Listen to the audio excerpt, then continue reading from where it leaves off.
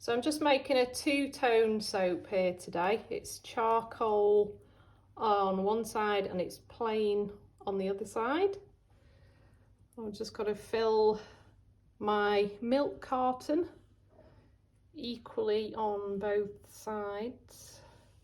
I might need to do a bit of scraping of the jugs in a minute.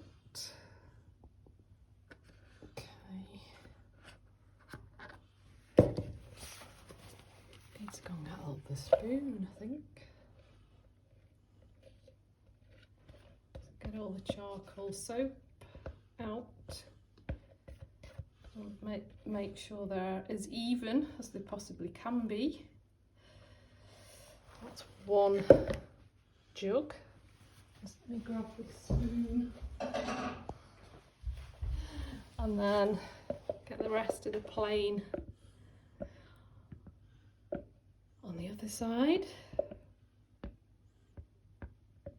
And hopefully they're as even as I can get them.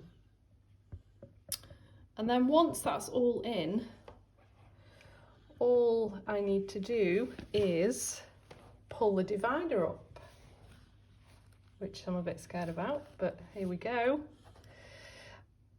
1, 2, 3.